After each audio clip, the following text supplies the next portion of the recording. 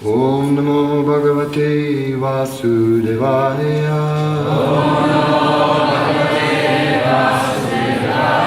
Om Namo Bhagavate Vasudevaya.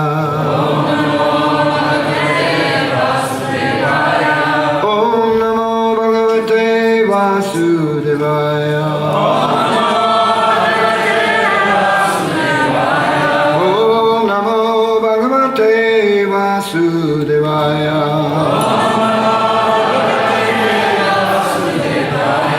Om Namo Bhagavate Vasudevaya.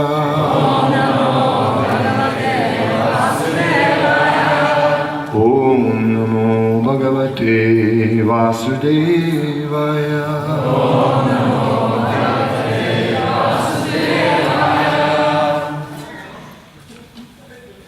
So here we are in Madhuvan. Madhuvan got its name from the fact that Satrugna came here and killed the son of the demon Madhu. The son was called Lavan, and it is said that this Madhuvan is the original site where Mathura was founded.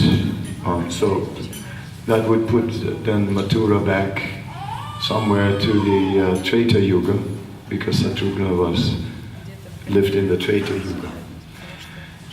Then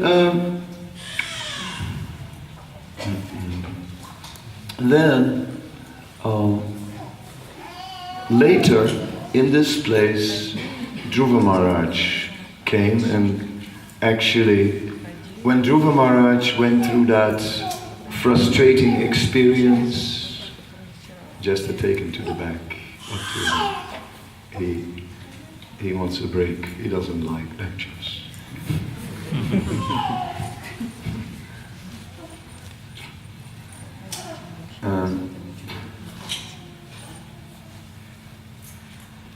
So Dhruva was denied to sit on the lap of his mother.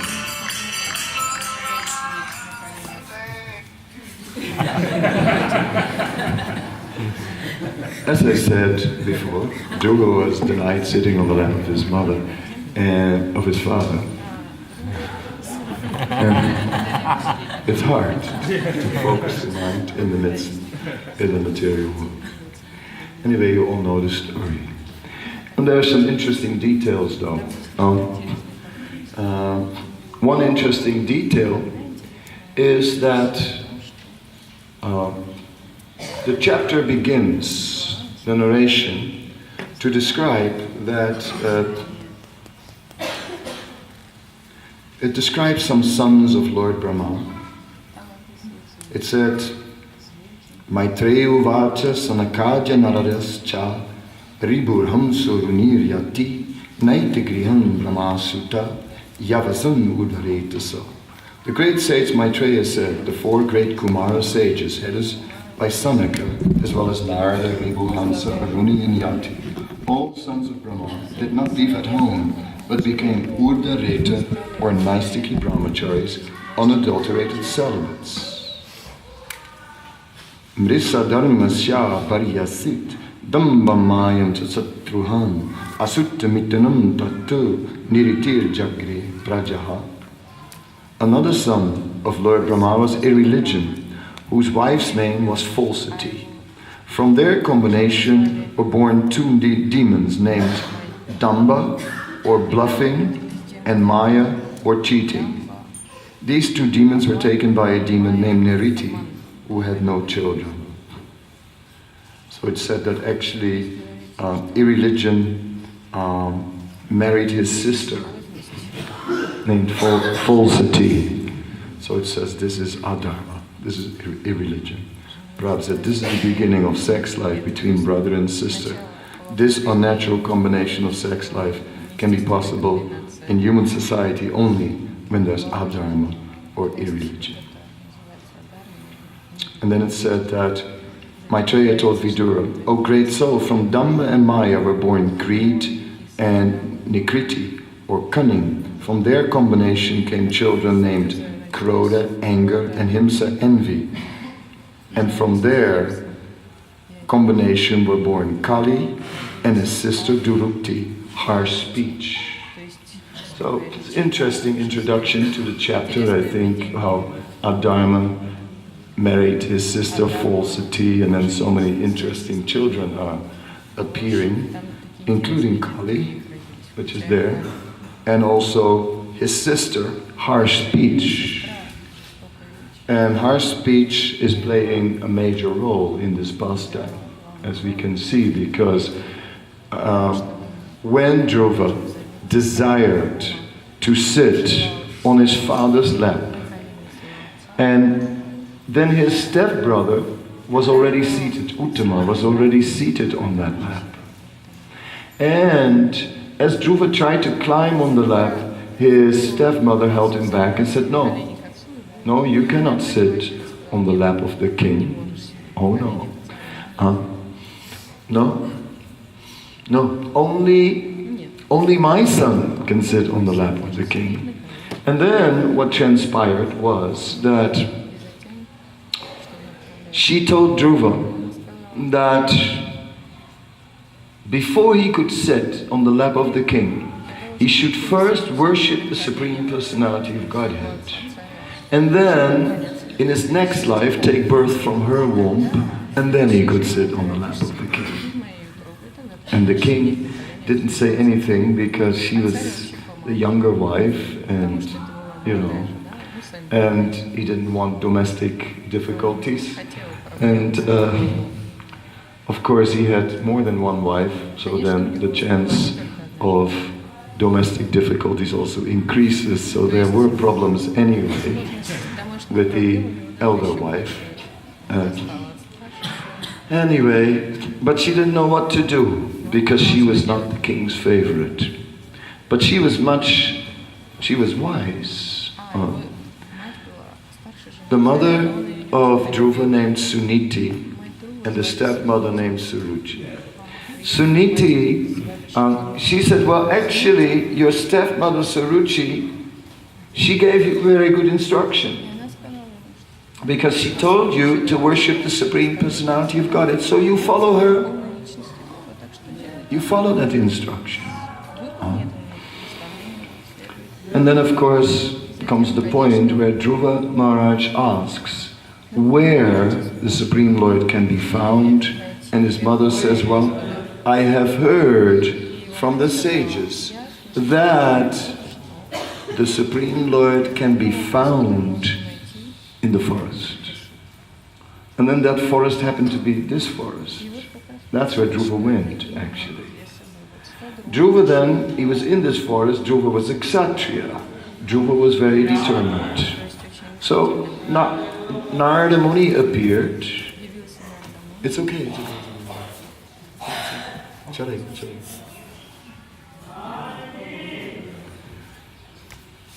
It is so Dhruva, he was a Kshatriya. Narada Muni appeared, and I find that also a very interesting detail, is that it is described that Narada Muni, he was aware of Dhruva Maharaj's situation. And Srila Prabhupada explains in the purport that Dhruva Maharaj was the son of a Kshatriya, and that Dhruva Maharaj was absorbed in that particular mood of a Kshatriya. And therefore, although he was a child, he could not tolerate this insult. So, and Prabhupada explains that Narada Muni, he was able to know what Dhruva Maharaj experienced, because Narada Muni has the potency to know what goes on in the consciousness of every living being, just like the super soul. So that is quite something. I would say, imagine that. That is extraordinary.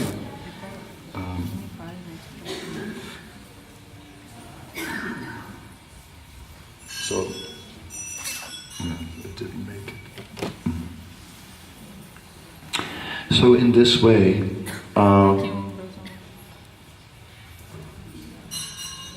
Dhruva Maharaj was approached by Narada, and Narada explained to him that you are a child, you should not take such things so seriously. You should just go home now and just go to your parents. And Dhruva said, no, I'm not going home. No, I've been insulted and I can't tolerate it. So no, I will not go home, I will stay here. I want a kingdom greater than my father, greater than my grandfather. His grandfather was Lord Brahma. Uttanapad, or his great-grandfather. Swayambhuva Manu was his grandfather. Priyavrata, his uncle, and Uttanapad, his father.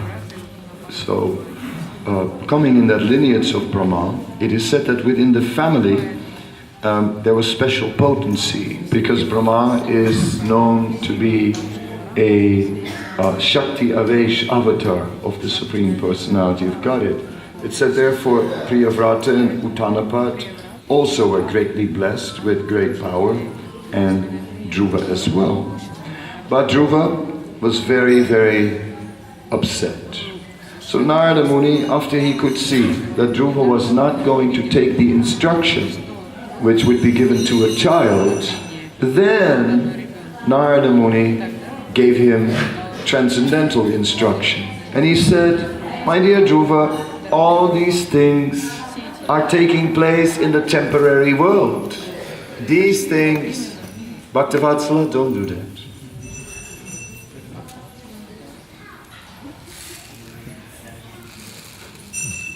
These things are in... I have to start again. Sorry. Oh.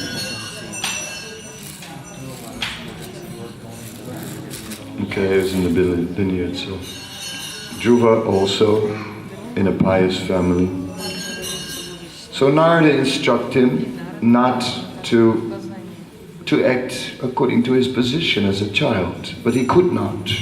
Then Narada began to instruct him in transcendental knowledge and explained that whatever happens in this material world, that's not really important, because that relates to the body and to temporary conditions and so on. And so one should just detach himself and not worry about all these things that are happening. And Dhruva was saying, after Narada was finished, your instructions are of course absolutely true, but they don't resonate in my heart. These instructions that you are giving, so this is an important point. The instructions are not resonating in my heart. And Dhruva said, therefore, I can't do anything with them. They may be suitable, and a Brahmana might be able to follow them. But I'm a Kshatriya, I cannot follow these instructions. Therefore, I cannot relate to them. So Dhruva said, no, I will need something else. And I'm upset, and I want a kingdom greater than my father, than my whole lineage. So how will I get it? So then Narada told him, all right, you just, what you do, you make from clay, you make it the form of a deity. So you just make some form, and you can worship that deity. You can control the mind and senses through the Ashtanga Yoga process, and you can chant a mantra, and the mantra was Om Namo Bhagavate Vasudevaya. So in this way, Dhruva was performing his sadhana, and through his Ashtanga Yoga, he was performing great austerities and controlling his breathing, and it is said that at one point he even stopped breathing altogether. Eating was also such a thing. I mean, he would just, at first he would eat some leaves, right, every few days, Later, once a month, whatever. The intervals were becoming bigger, and eventually Dhruva was no longer taking anything. And then he stopped breathing as well. When he stopped breathing, then the whole universe started to choke, and that's when Indra approached the Supreme Lord. It is then that the Supreme Lord appeared.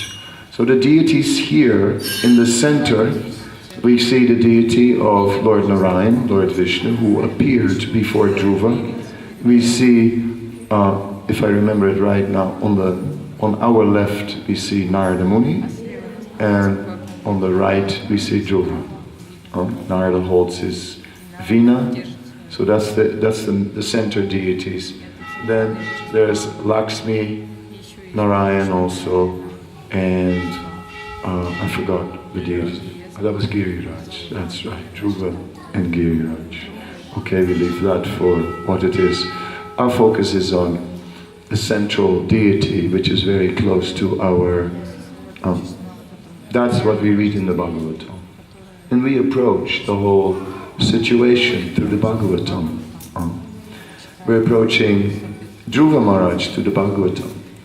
It is Sri Chaitanya Mahaprabhu mentions it's mentioned in the Chaitanya Bhagavat that Sri Chaitanya Mahaprabhu read this pastime of Dhruva Maharaj 100 times. So that's quite something. 100 times. So we can also read it 100 times, if you want to follow in the footsteps of Chaitanya Mahaprabhu and get absorbed. It's interesting that Dhruva has an anger issue, and he has that because he's advised by Narada to give it up, but he cannot. He's angry, and he's not ready to give it up. All right, so that's when he's young. Later we see that Dhruva is getting the darshan of the Supreme Lord, and that the Supreme Lord then just tells him that yes, all his desires will be fulfilled. Dhruva says, no, my Lord, my desires are already fulfilled because I had the darshan of you. What more could I desire? Your darshan is the most desirable. All my desires are now fulfilled. I wanted a kingdom greater than my whole family lineage. I wanted broken pieces of glass, but now I got a jewel. So Dhruva had renowned, as soon as he had the darshan of the Lord, everything he had been desiring from the Lord transformed at that point. He had worshipped the Lord, and his whole desire had been kingdom, greater than Brahma, and so on. And then he forgot all about it. It all looked insignificant once he had the darshan of the Lord. But then the Lord said, no, you will get your kingdom anyway. You will get it. Not only that, he said, but also your stepmother, Suruchi, she will die in a forest fire. And your stepbrother, who joined his mother when the mother was denying Dhruva to sit on the lap, then his stepbrother was pushing him down. So the stepbrother, he said he will be killed by the yaksha. So this is like, this was a bit much. Dhruva had been extremely angry with his stepmother and stepbrother. And now this anger, the Lord was even responding to that anger. He was not only responding to the greater kingdom, but he also responded to that anger. So that was very intense, very intense. At that point, so Dhruva went. Now this is later, right, when Dhruva is a ruling king. This all happened when Dhruva was ruling as the king. His brother Uttam was killed by a yaksha. So the yakshas were living in the Himalayas. at the time. So he went there, and he went to the kingdom of the Yakshas, Dhruva, and he started killing all these Yakshas. Now why was he killing all these Yakshas? He had to do so to establish that if you touch anyone of our royal family, of our kingdom, you're in trouble. So it was his duty as a Kshatriya to protect the authority of their kingdom.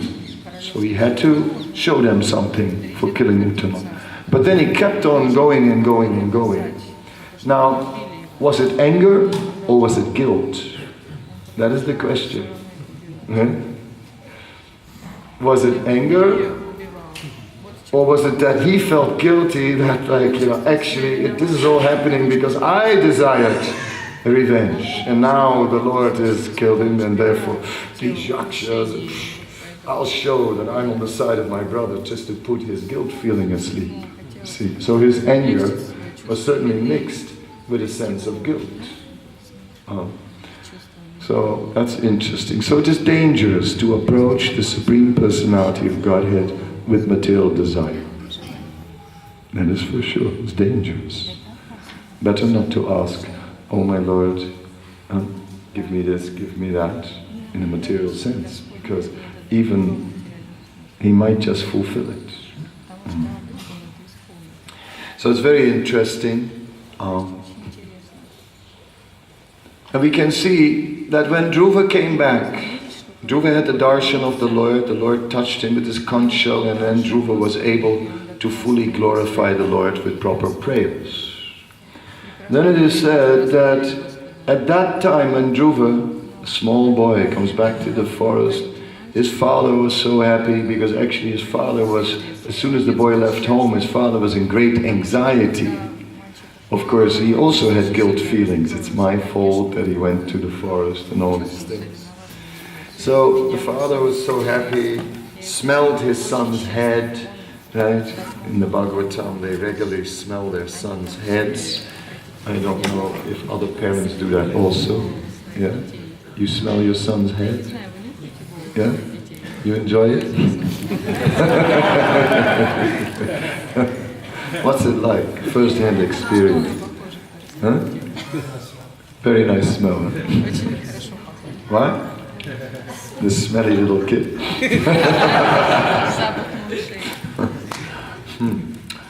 Oh well.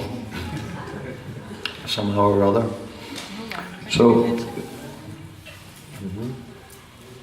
smelling of the head was going on.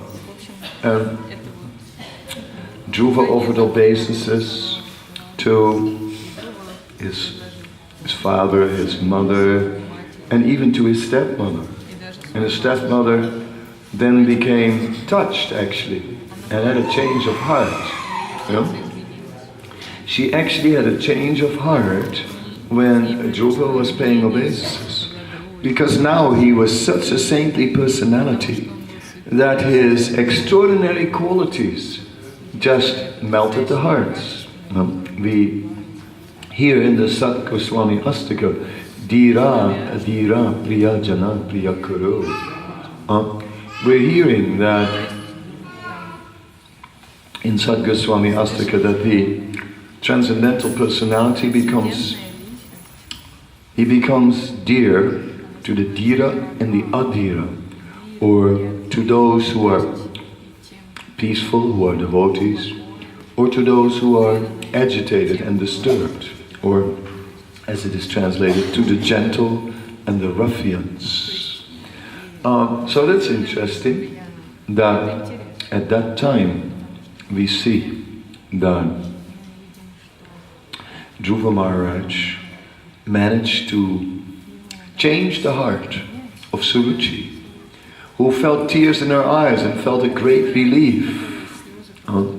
Somehow or other, she had been overcome in that situation by her lower nature, and she had engaged in this harsh speech and telling him, no, you cannot sit on the lap of your father. No, unless you take birth from my womb, worship the Supreme Lord, and then take birth as my son, and then you can sit. So, but of course then the whole aftermath, because when Dhruva left and didn't return, you can understand, the whole palace was very upset about it. So it became a very big drama. And she was guilty of that drama. So she did have a change of heart when Dhruva returned and paid his obeisances, and she felt tears coming to her eyes. But again, whether her sentiment was completely pure at that time, and whether she had a complete change of heart, or again, whether guilt feelings were there, she was after all the cause of the big drama in the palace, and now the lost son had returned, and everyone was so happy. This boy, 5-year-old, has disappeared in the jungle. In the jungle. I mean, you know, what is the chance that he would come back? Practically no chance. Right? So therefore, this boy, everyone thought he was dead. Everyone was quite sure he was dead. So when, you know, so he returned from death, from the dead. So it was a miracle. He has returned. He has returned. Everyone was just so overwhelmed to see this amazing feature that Dhruva had returned, and that so Ruchi also became swept up in the whole mood that was going on at the time. So partially her sentiment was changed because Dhruva had changed. He was no longer the boy that had left. Now he was a great saintly personality and emanating that. Another reason, she had guilt feelings because she was the cause of the boy leaving. And then there was such a wave of sentiment going on when Dhruva came back that she also became caught up in that sentiment. So we can see how Suruchi's feelings also were controlled by mixed motives. So in the whole narration there are plenty of mixed motives. Mixed motives. And mixed motives is an interesting topic because after all we also encounter mixed motives in our own spiritual life. Very much so. And we also become caught up by a collective mood. The collective is very powerful. It's very powerful what people collectively are expressing. It's very strong. Of course that can work for us. Therefore we go through such exercises like yesterday for 4 hours or 3.5, listening to Prabhupada's remembrances and so on is an austerity. I mean, at one point I didn't know how to sit anymore. I sat on every corner and every portion that was there. And at one point it's just hard to sit. But still the focus, the exclusive focus that was there in that group, somehow or other, that for these devotees who were there, Prabhupada really meant a lot. And I liked it, how Guru Kripa started, because he spoke in a way like in sutras, you know. He said Prabhupada appeared like lightning. He said so intense and so short. It was over in no time. But all that incredible energy was there for a very short time, and then it was just over. And then he said, I don't know Radha and Krishna. I only know Prabhupada. And he said more, but those are the highlights that I remember. And that stood out for me. And then I said, yeah, that is actually the core. I spoke last. I always, somehow or other, they always let me speak, so naturally lost. I spoke about the different circles around Prabhupada, in the outer circle and inner circle. And in that inner circle there is that focus, that great focus that somehow or other Prabhupada is the most extraordinary transcendental personality, a Nitya Siddha, who descends straight from the spiritual world, who somehow or other, by his incredible realization, by his incredible desire to please Krishna, by his very deep, close and intimate connection with Krishna. In that way, Prabhupada is our link with Krishna, our link with the spiritual world. And then, just like Dhruva Maharaj, we find ourselves with mixed motives. And these mixed motives keep us in the outer circle. Due to the mixed motives, we cannot come into the inner circle. One doesn't get into the inner circle by initiation, although initiation, those who had initiation of Prabhupada certainly got a head start. They are ahead of us in terms of their start. But still, they also have to come close by aligning their desires with his desires, with his focus. And this is the essence, right? To align our desires. So Dhruva had difficulties aligning his desires, even when he took up spiritual life. If he would have just aligned himself with Narada Muni, he could have saved himself a lot of trouble. He wouldn't have had to kill all these yakshas. Right? He wouldn't have had to rule a kingdom, which is management and which is headache. Right? He wouldn't have had to do so. But he could not align himself. Because I'm a kshatriya. Naham vipanata narapatir napivaishana sudra naham varni natagriya patir nuvanasta yatirva kintu projan nikila paramanandaritabde gopi bhartapada kamana yor dasana dasana dasana. We are not any of these. We are not. We don't belong in Varnashram.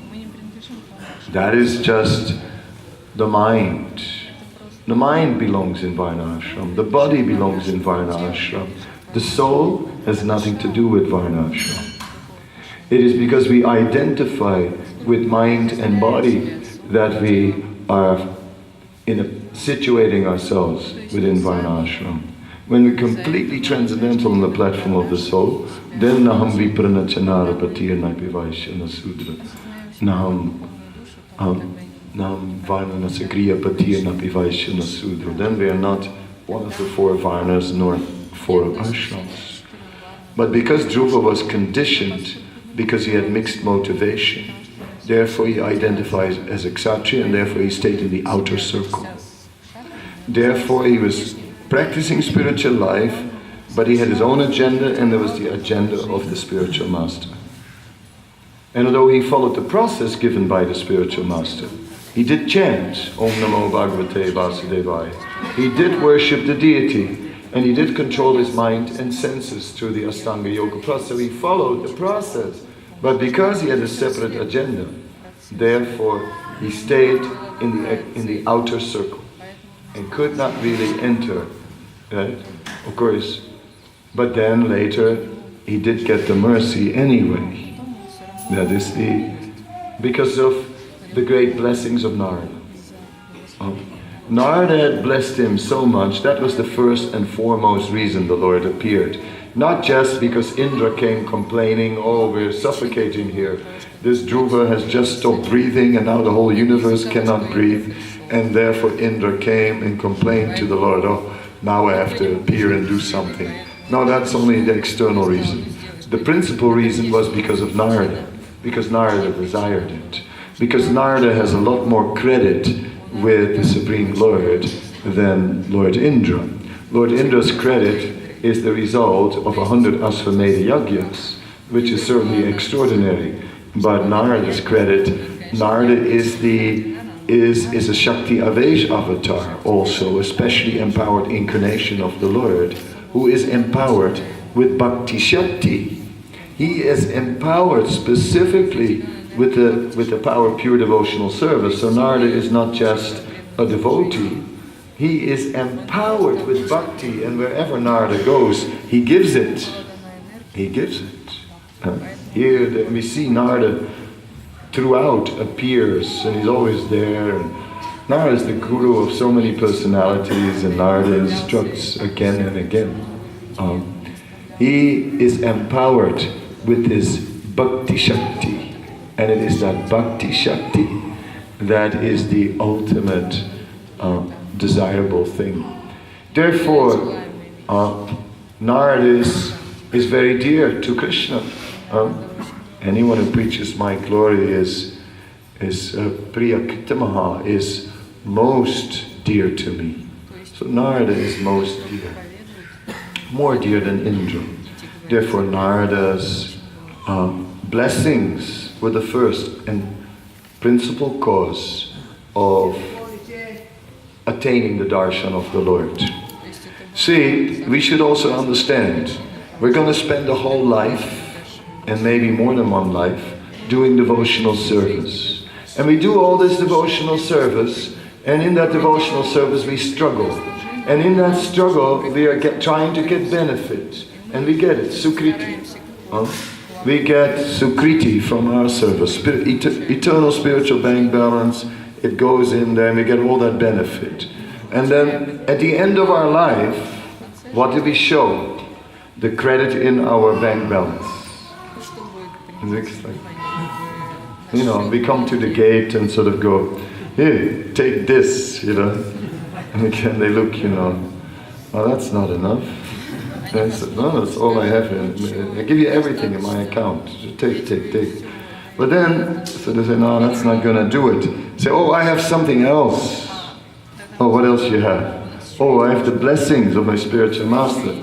That is like a much greater wealth than all that wealth that we can accrue from our service. A whole lifetime of service. The full result of that lifetime of service compared to the blessing of our spiritual master, it's our service, the result of our service is insignificant. It is the blessing that is the principal factor. And not only of our spiritual master, but of the entire sampradaya, of the previous spiritual masters. And one should not jump over, one should go through the lineage up, and of all the Vaishnavas. Therefore one has to become soft. In the beginning, we make distinctions between Vaishnavas. This Vaishnava, that Vaishnava, a neophyte Vaishnava, not a bona fide Vaishnava, this Vaishnava is he's not all the way there. That Vaishnava, he's off. That Vaishnava is weak. That Vaishnava is too stubborn. What can we say? You look at every Vaishnava is not good enough. Some exceptions are there. But at one point all the Vaishnavas have to be good enough except one. Ourselves. And all others have to be worshipable. So one has to come to this point. So that point is difficult when one is identifying with Varna Ashram. That is difficult when one is in the Kshatriya spirit or in the Vaishya spirit or in the Brahmana spirit or in the Sudra spirit. That is difficult. Only in the pure transcendental spirit can we really worship all the Vaishnavas, because all faults become insignificant in comparison to any spiritual credit. If we see that someone has spiritual credit, who cares about the faults? The faults are meaningless. It's the spiritual credit that counts. In this way, one can actually appreciate all the Vaishnavas. So here in this Dhruva Tila, we begin our meditation for our Parikrama. And our meditation is to try to come to that transcendental platform of simply being a servant and appreciating and glorifying all the Vaishnavas, and in that way go forward, while, as Dhruva did, faithfully following the process. So generally speaking, we think that as long as I faithfully follow the process, everything is fine. As long as I follow the morning program type of thing, or as long as I chant my rounds, everything is fine. But we're seeing Dhruva was doing all these things. Still it was not fine. Because he still had not aligned himself with the desire of his spiritual master. So this aligning process is not so easy. It's not easy. This is not something that is done by a decision, but it is done by cultivation. Cannot do it at once. From now on, I'll align myself. Good luck. It's hard. Anyway, we are from the age of Kali. And in this age of Kali, everyone is extremely independent. And therefore no one in this age of Kali wants to align himself. No one.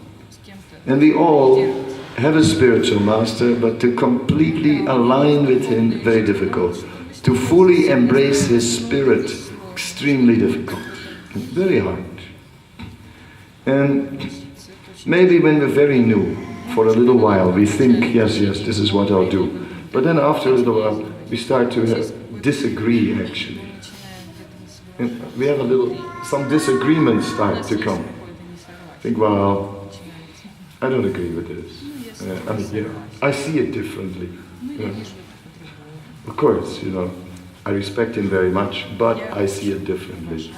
Stuff like this. It's very difficult in this age to have that humility. In Prabhupada, that's what we see. We see this incredible humility in Prabhupada, that he is not putting himself in the foreground. He's putting his spiritual master in the foreground. In his purports, he puts the acharyas in the foreground, taking their commentaries and bringing it in. He's not like, here, now what I've written is like the most unique, brilliant commentary in history, in Vaishnava history. I've just written it. It was dictated to me by Krishna. Now, although Prabhupada said that whatever he wrote was dictated by Krishna, we see that he just filled his purports with commentaries of the acharyas, because he's aligning himself, so much aligning himself. Well, that's my meditation here in this place. That's what I take here this year. I come here more often, and when we do these parikramas, we find that we come back in places where we've been before. But that doesn't matter. The place is still the same, but we have changed, hopefully, And we have either progressed or we fell back or whatever happened, but we're not the same as we were then. So, this year, looking at Dhruva and seeing his lack of alignment, I'm seeing my own lack of alignment. And that is my meditation, and I pray that I can not only externally, but wholeheartedly embrace the desires of my spiritual master and make them my own. And I pray that I can do that. Okay, that is my meditation. Now, Now it's your turn. You could ask a question, but you don't have to. You can also share some of your meditations in this place, something that strikes you.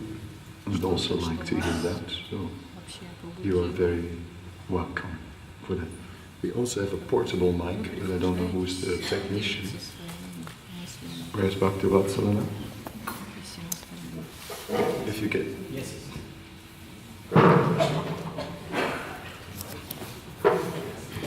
So anyone a question? Yeah, okay, just hold on.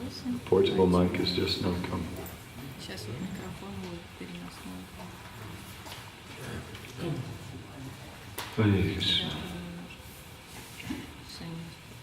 Today, this will be our first main stop, and the second main stop will be in Talavan. Talavan is, of course, where Denakasura was killed by Balaram and all that. Also a very nice place. And there is a nice walk. Sorry, the bus has dropped us on the wrong side. They should have dropped us here nearby, and then we walk. We were a little lost. One reason why we got lost is because Adi Keshava, who usually is like the guide on the ground, due to family situations, he could not come this year. Where's the mic? Yeah, that's the mic. Yeah. So, who had his hand up? You? Okay. All the ladies. Don't bang. Speak in it. How can we purify our motives? How can we purify our motives? Okay. But the thing doesn't work.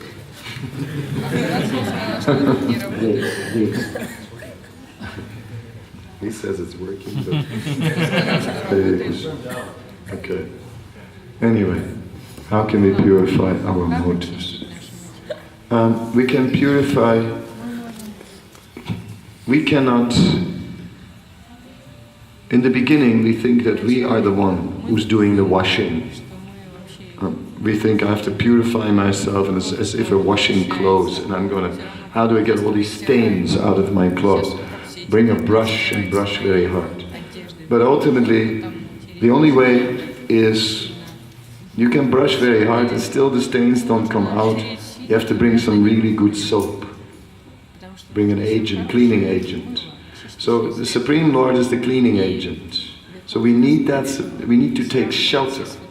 The only way is by taking shelter. So like taking shelter by like reading the pastime of Dhruva Maharaj 100 times. That may help. That may help. By chanting Hare Krishna every day, by taking responsibility in devotional service, all that, then our motives can change. It is when we are on the outer circle and then we do something, but not so serious. We read, but more Facebook than Bhagavatam. We kind of do some service, but it's also nothing exciting, like that. So, make a beautiful offering when you do service. Something extraordinary, something really nice. Make that offering. And read the Bhagavatam. Things like that. I guess,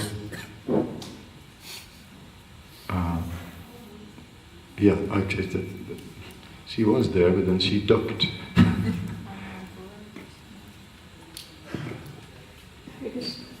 Mark, I was wondering, what would Dhruva have to do, what should he have done to align himself with Narada Muni? He should not have prayed for a kingdom greater than his father and grandfather and so on. He should have just tried to cultivate that aloofness from the material world that Narada advised him first. First instruction was, child, go home. Right? That he should have ignored. Second instruction was, be transcendental. right? To the three modes of material nature, see yourself, your eternal position, your eternal relationship. He should have detached himself and not like, I am a kshatriya, I am angry. So no, let that go. Let that go now. What's the use of this anger? You've been denied something material, so what? There was injustice, so what? Big deal. But because he's a kshatriya, he made a big deal of it. So Dhruva should have stopped being a kshatriya and become a transcendental personality right there and then. Just like we have to become transcendental one day.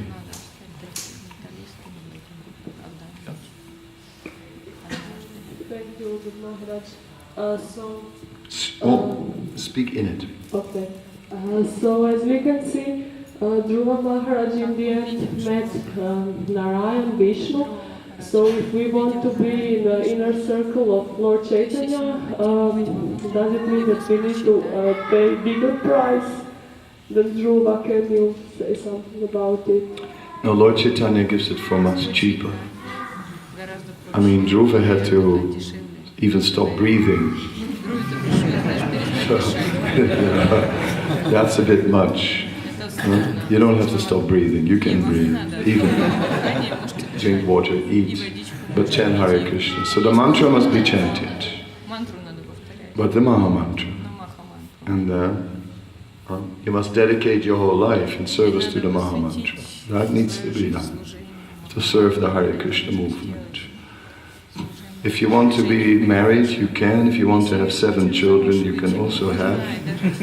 Or 17, because the more Krishna children, the better. As far as I'm concerned, all devotees should have dozens of kids. Right? Because in that way, at least the population of the Hare Krishna movement will increase. But otherwise, do something to spread this Krishna consciousness in the world. Because it's Lord Chaitanya's time, it's Lord Chaitanya's age. We're not living in the age where Dhruva Maharaj lived, we're living in the age of Lord Chaitanya. We can't get around spreading the Sankirtan. We have to be part of what's going on. What is going on is the Sankirtan movement. So we have to be part of the Sankirtan movement. 10 o'clock. Next the bird comes out.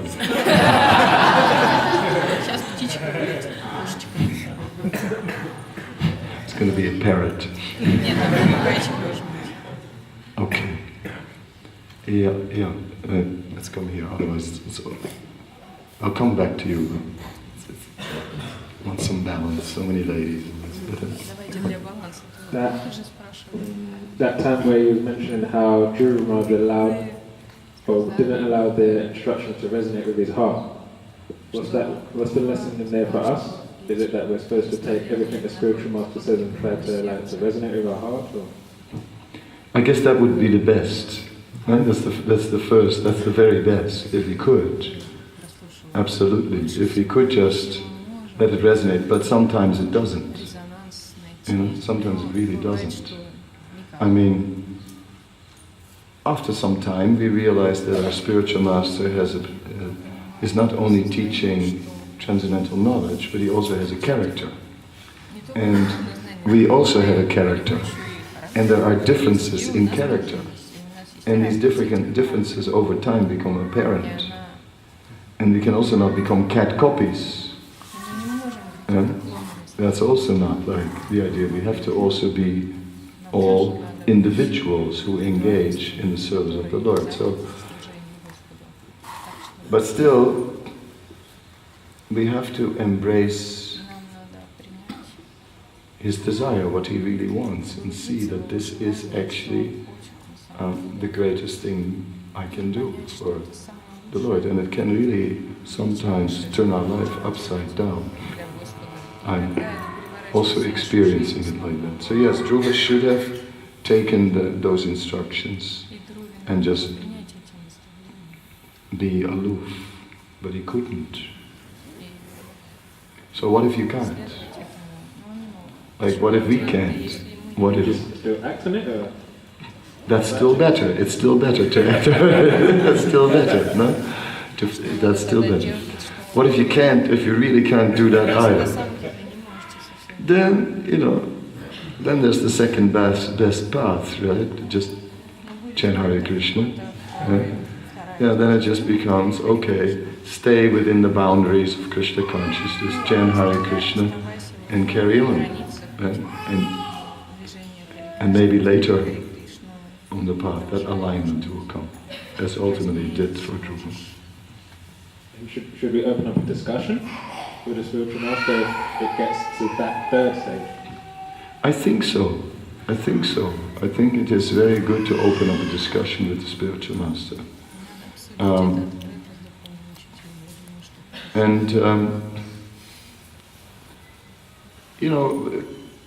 We have etiquette between guru and disciple. But also, when you look at someone like Prabhupada, then you could see that he had so much realization that people by nature were more inclined to submit. And even then, many people found it hard to align.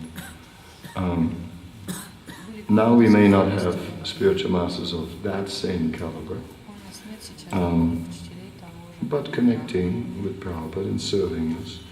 So sometimes we can discuss, yes, and that's better, because then we clear up our heart. Better than harboring it in the heart and sort of, going in externally sort of, yes, trying to align, or smiling and not aligning, and all these things. So, better discuss. Because maybe he'll convince us.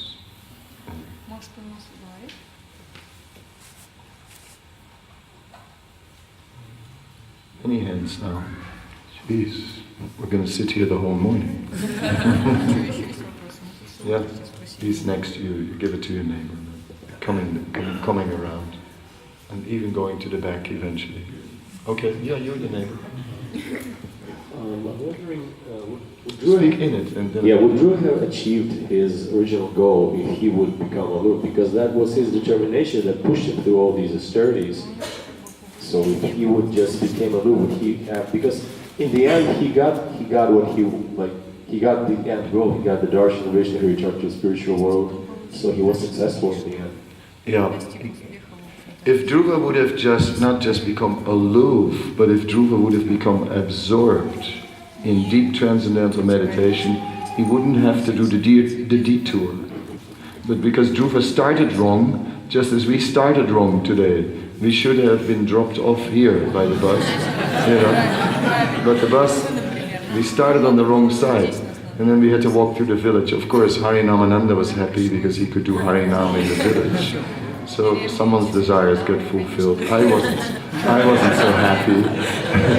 But anyway, okay, here we are. So in the same, so he would have just had a better start. That's all. And he would have attained his goal easier, obviously, if he would have aligned with Narada. But he got there anyway. Okay, give it to your name. Slowly coming back that way.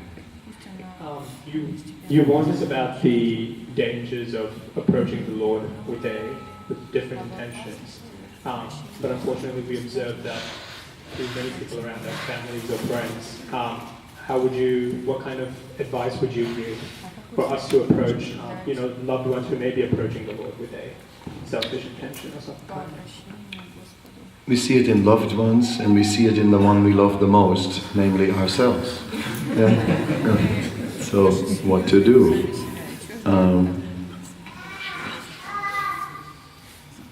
There's different levels of advice one can give. One level of advice is do what you can. You cannot get people to do what they cannot.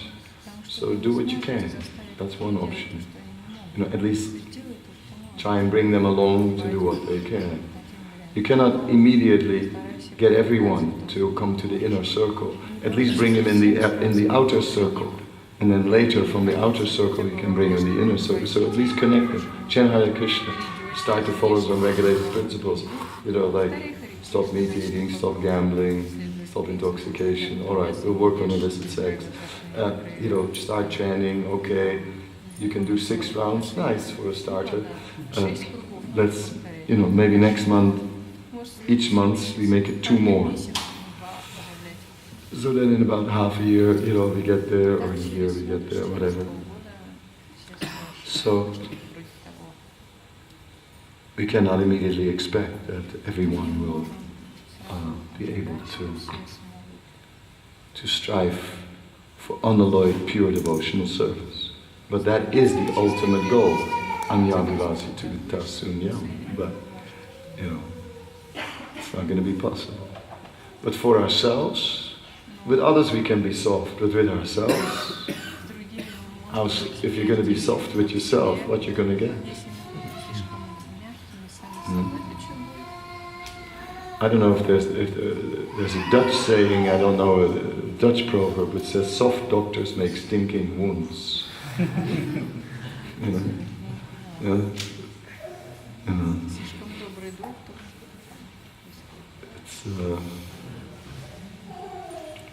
But it's up to us. We also encounter our limitations, isn't it?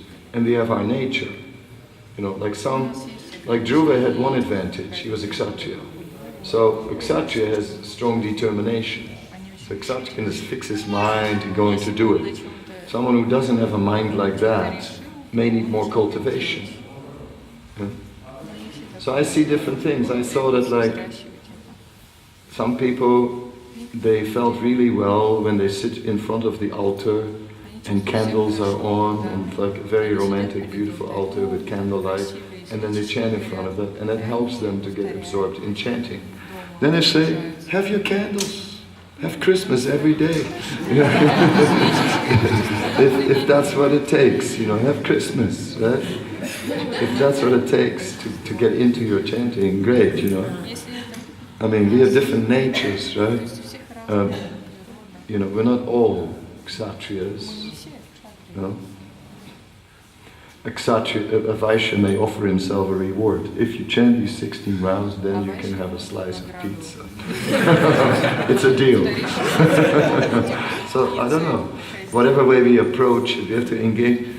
So my jokes are my jokes, but my point is, we have to engage in the process according to our natures. And we cannot just do it in a different way than... So, some need more cultivation, some can work on determination, some work on a reward. Like for example, if you get a competition, a book distribution competition, and if you tell me that if you're number 1, you get a big prize, it doesn't work on me. I have no desire to be number 1 in a book distribution competition. On that ground, you know what I mean? It's and the number 1. I don't really want my name up there in terms of I won the competition. I don't have that kind of desire to compete. Right? It's not part of my nature, so that doesn't work on me. Right? If you want me to distribute books, you got to come up with some other argument, something like, okay, you give out a lot of mercy like this, that's very good. You're also getting a lot of mercy. Okay, alright, then I'll go out. But if you go out and you try hard, you can become number 1. That doesn't fire me up at all. Because I don't have that competitive nature, but others do, right? Others do, and they really want to be number 1. I have one disciple who doesn't like to lose. And then in Radhadesh we had these quizzes, They had some quiz. I don't know, some game they did, And they were all competing. And boy, he wanted to win. He said, no, that was false. It was, no. He was really like serious about winning. Some people want to win. So we have to harness our nature. If you have a strong competitive spirit, use it. But if you don't have that, then you need to think of another way to get motivated. So we're not all the same. Okay, I'll take 2 more questions and then we have to sort of move on. You were late in the game. She was there a long time, and yeah, in the bed. He wants to reply now. Just Right of reply. if you can maybe clarify for me the difference between doing the devotional service, because you said it doesn't really make a difference, and attracting the mercy of the spiritual master. Well, doing the devotional service is very potent and it acts. But the mercy of the spiritual master is an additional factor which can move us right ahead very quickly. So, Anartapasanam saksat bhakti yogam adoksaje. The anartas are being purified by devotional service. But by the blessings of the spiritual master, we get the grace of Krishna, and then we can be uplifted much quicker. Therefore, we need both. We engage in devotional service, but we do need those blessings of the spiritual master, especially if we really want to break through, if we really want to go towards Anyavilasita Sunyam, then we need that. Okay, if you can give the mic this way, next to the camera, you have it already. Hare Krishna Maharaj, thank you so much for a wonderful class. Just back to the topic of aligning ourselves with the instructions of the Guru. Sometimes, this is my personal experience, maybe there can be like similar situations with the Dhruva Maharaj, Narada Muni gives him one instruction, second instruction, third instruction. If that wouldn't be okay, maybe he could give him fourth instruction, fifth instruction. So, Number 12. Here right now, after your class, we can understand that the first one clearly was sort of a test. Yeah, exactly. Dhruva Maharaj was an ordinary personality, but sometimes I'm not Dhruva Maharaj, situation. Our spiritual master can give us also maybe sometimes like a instruction/test. How to understand which one is a test and how to understand which one to align yourself with. Yeah, this is not so easy. You're right. Like, child go home was the first one. No. And he was supposed to say no. And there are other such examples also in our scriptures, that sometimes a spiritual master tests the disciple. Also, Sukadeva Goswami is testing Maharaj Pariksit. He says, atonement, right? You can perform atonement. And Maharaj Pariksit says, no. I've seen so many, animals being sacrificed, so much this and that, but this is not going. I've seen that all these things don't really work. I see that still the desire remains in the heart. There must be something more. So, the disciple has to have a certain preliminary sukriti, a certain preliminary sincerity and advancement. And the spiritual master is testing how deep that is. Some people, the sincerity is not so deep, doesn't matter. Engage them anyway in devotional service and sort of put them on a slow boat to China. Yeah. So there's different programs. I call it the turtle lane. In Germany they had on the Autobahn, years ago they had signs, and it says, it's right side traffic, it said turtles to the right. And I really liked it, turtles to the right. Big sign of a turtle, and they had to be in the right. Because in the fast lanes, no speed limit, right? So you can just see, here are the turtles moving in the turtle lane, really slow in spiritual life. In the middle lane there are like people who are really trying. And then you see every once in a while in the fast lane some lights flashing in the back, and with incredible speed something comes flying by. That was Sanatana Swami. Going in a Porsche, you know. Flying by, you see. That's how it is. So you choose your lane. Everyone choose your lane. That's how it is. So the spiritual master is testing which lane are you going to choose. Okay, turtle lane. Okay. He may have a little less time for the turtle lane. Middle lane gets a bit more quality attention. You can't spend all this time with the turtles.